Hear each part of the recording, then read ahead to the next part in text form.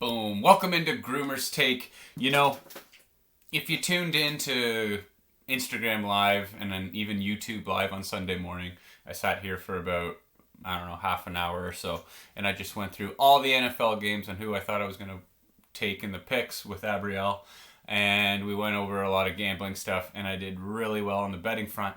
A few people asked, more people tuned into YouTube, which I thought was surprising, but they asked, hey, where did it go afterwards? And I have no idea. There was this editing page it brought me to, and I just kind of had no idea what was going on. I couldn't just post the whole thing to YouTube into the channel, but hey, I'll figure that out. But that was a lot of fun. We had a great time. Like I said, I did well on the gambling front, and then I was a perfect example on how to take a good chunk of your profit on a very good day and lose it on a Monday nighter with the Buffalo Bills taking them at -6. That game did not feel like it was gonna go Buffalo's way in the way of the spread. This was a very good game. Tennessee wins it 34-31.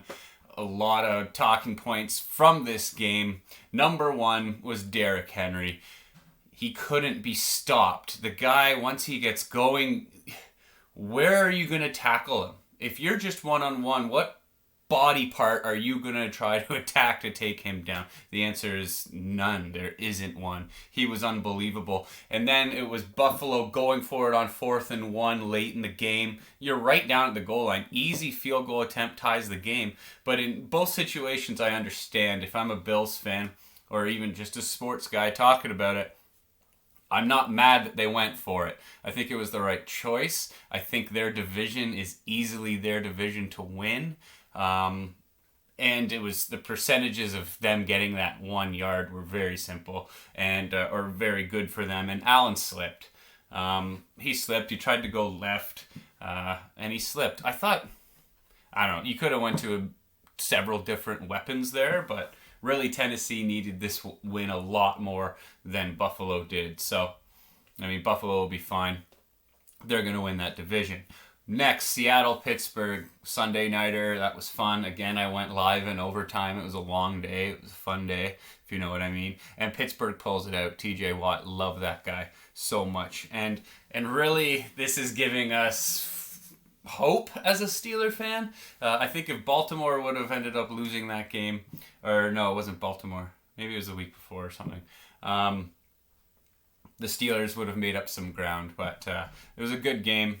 Seattle, of course, without Russell Wilson. What was Russell Wilson doing coming on the field for the coin toss? Like, dude, you're injured. Just be injured. Stay on the sideline. That was weird. The London game, Miami 20, Jacksonville 23. I took Jacksonville on this. That was the start of the day with winning some money. Jacksonville needed it for so many different reasons. I think it was a 20-game losing skid over a 2-year span or whatever. Jacksonville needed this. On the Miami side, I don't like what I've seen.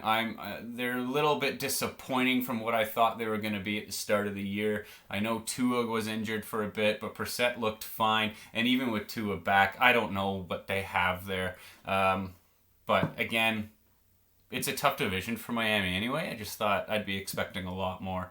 And then here we go, the LA Chargers 6, Baltimore 34. I definitely had the Chargers in this game, and I was severely wrong. I wasn't tuned into this game as much. Red Zone was kind of bouncing around with it. I don't have any huge takeaways from this game, except that Baltimore's on a bit of a heater right now, and they're looking pretty good. Houston Texans 3. Indianapolis Colts a lot more points. 31-3 was the final. Indy was the survivor pick this week in the pool that I'm in. No one got eliminated. We're all good. We're all moving on. Arizona Cardinals 37, Cleveland 14. Another thing with Indy, I really liked that game because they needed the bounce back after losing to Baltimore the way they did. Anyway, Arizona 37, Cleveland 14. I don't totally remember. I don't have the paper here. I think I took Cleveland. I thought their ground game would be fine just with Hunt, but he ended up getting hurt leaving the game. Baker Mayfield left the game, or it happened late in the game with his shoulder, and they don't think he's going to need season-ending surgery, I read today. But either way, I'd be shocked if he plays. I don't know, maybe take a week off. I'm not sure, but I'm not on board with the Cleveland Browns as much as I thought either. Their throwing game looks kind of non-existent to me. Odell Beckham Jr. is doing not much at all there. I spoke about it before that maybe he needs to get traded if Baker Mayfield doesn't want to use him. And Arizona, a quiet 5-0. Did they lose once? I don't know. 5-1? 5-1 maybe. I don't know.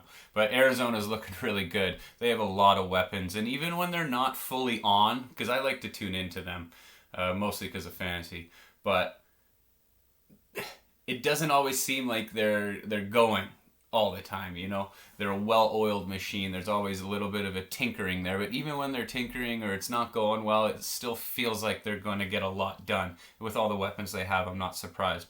Las Vegas Raiders 34, Denver 24. If you watch the little betting episode beforehand, I jumped all over this money line. I thought it was wrong. They got the line wrong. I think it was 2.8 I got it at.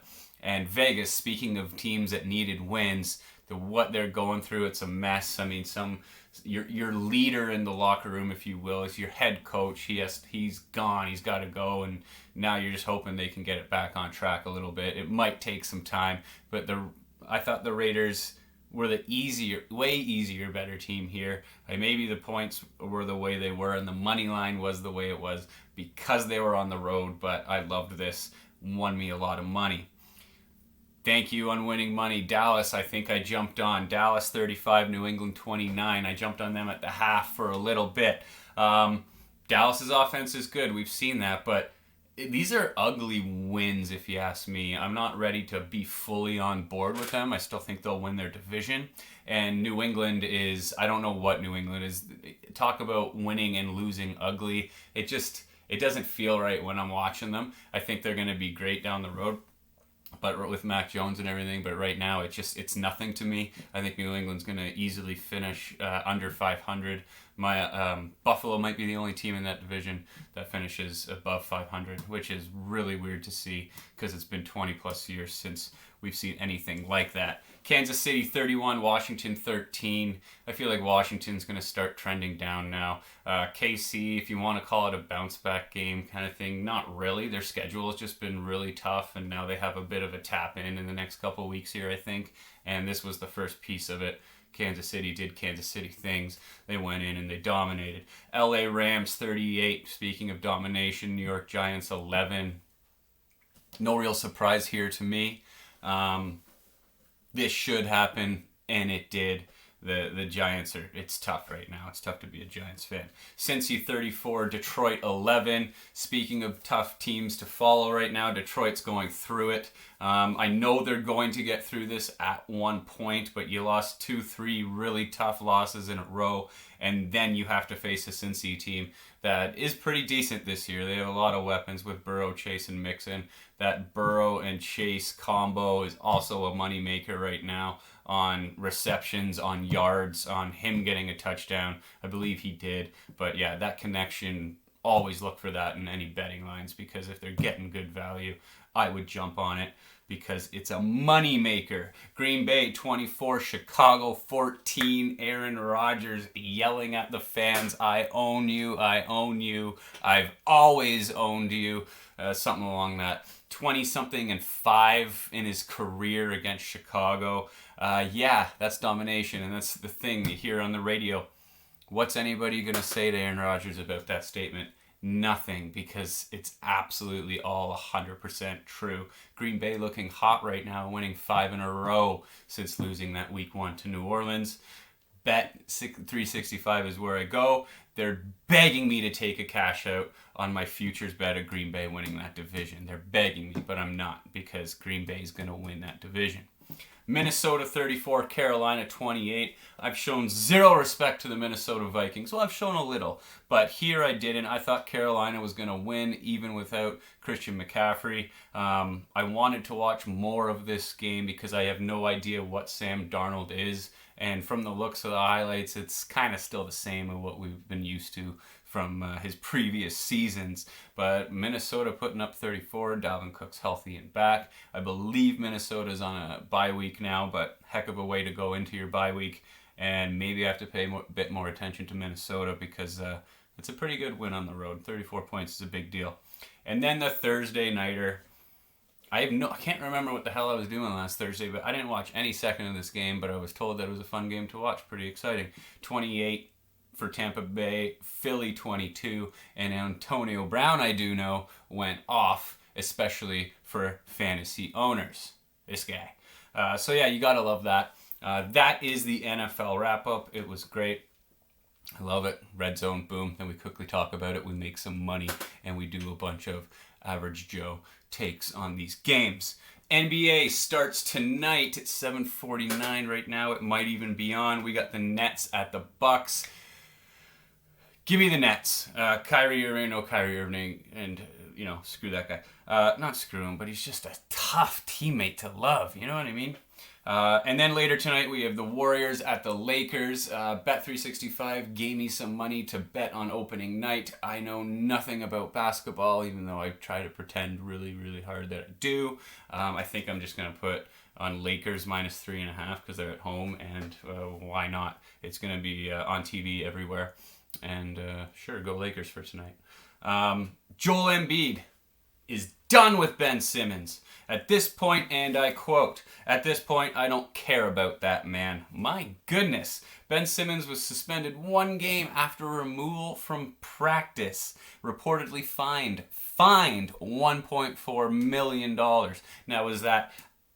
Well, I guess because he showed up, so he's getting paid. So it's like he didn't even show up. And reports are, why is he even showing up? Because the reason he got asked to leave practice, get this, refused to take part in a defensive drill. Wasn't he the first overall pick one year? Like, isn't he supposed to be a foundation of a franchise, a superstar, and you don't want to take part in defensive drill? Are you kidding me? That makes absolutely no sense to me. What the heck are the Philadelphia 76ers going to do with this guy? How can you possibly trade him right now? The value is going to continue to go down and down and down. And your best player in Joel Embiid, he's your foundation. He says, I don't even want this guy around anymore. What an absolute mess. I feel for the fans. I feel for the players that work really hard on that team. And you feel for management. Because this is just a shit show.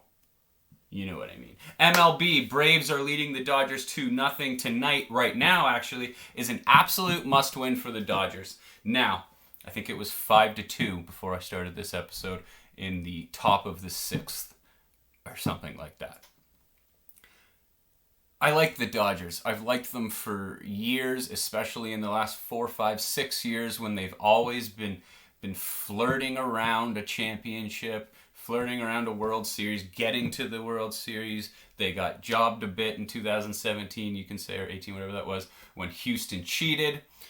They won last year, though, so I'm very happy. So really, I'm kind of not over the Dodgers, but I'm excited to see the Atlanta Braves move on if they do. And it looks to be they're in a mega driver's seat right now. Red Sox pounded the Stros last night, 12-3, to take a 2-1 lead in that series. Is there a game today? I'm going to say yes, there is tonight. Game 4 already goes tonight in Fenway. And I'm so happy about this. The only other time I could really remember cheering for the Red Sox was 2004 when they came back and beat the Yankees after being down 3-0. I was jacked up for that. I was happy for them. But of course, being a Jays fan, I would never really want the Red Sox to win. But right now is another situation where I want the Red Sox to win.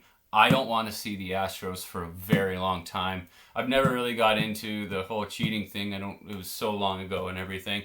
But I hated it as a baseball player growing up and seeing I hated it. I hated it a lot. Jose Altuve, I used to think was an absolute legend, and now I got nothing for the guy. But I know I'm not the only person that thinks that way. But hey, go Red Sox. We'll see what happens. Before I get out of here, there's been a lot of talk about the Toronto Maple Leafs, of course, because they are back. And I'm happy so far. It's fine. But, everyone's talking about John Tavares. And the only reason I'm mentioning this now is because I have concern. A good friend of mine said when this contract was signed 3 years ago or whatever it was for $11 million a year, he said this contract is going to haunt the Toronto Maple Leafs. And I'm starting to really, really believe that. I looked at John Tavares' statistics today. His first year here, he got 47 goals. That's huge. It's the most goals in a season he's ever had. He's always hovering around a point a game, depending on his injury status. But he's always been around at 88 points in 82 game kind of thing. And the way the game is now, it's a lot faster for anybody in the NHL who's, over the age of 30. And Tavares is 31 years old now, and I do feel that bit of scare. I want to be proven wrong, of course, but the game looks too fast for him at a lot of moments during the game when I watch. And I'm starting to jump on board with that. It's scary. How many times can I say that word talking about this? But I think some change might have to come, and it's not going to be a trade. But when John Tavares gets signed by the Leafs, you're extremely happy. I was happy because it's John Tavares, and he's a really good player. But then you look at the number and the length and the way the NHL is, and it's scary. I want to really get more in depth with this. Maybe I will another time, but on the radio they spoke of any other team in the NHL, they would want him as their number one center. Some teams, of course, would have them as a number two center. But what I did is I went to every single team in the NHL and I wrote down their number one centers. Some teams are lucky, kind of like the Leafs, to have a 1A and a 1B kind of situation with the 1-2 because, of course, the Leafs have Auston Matthews. But I was really surprised. And, of course, if you're a younger team, you're not going to say, for example, I would rather have Trevor Zegras right now. Zegras? I said it today. That just sounds weird. Trevor Zegras. I think that's wrong. Because of where Anaheim is. Of course, a lot of these players are younger and they have a lot of future ahead of them. You're going to say, well, no, I'd rather have this player. I get that, but there are situations in here where you would be like, no, I wouldn't want to have John Tavares as my number one center here. And I think it's crazy to think at the age of 31 how different the NHL is. I'm going to go on a tangent, and I don't want to, but really, that's my main point here. That's my main groomer's take, is that this season we could possibly start to feel the scaries of this John Tavares contract and what the Leafs could get out of him. Groomer's take. Bye.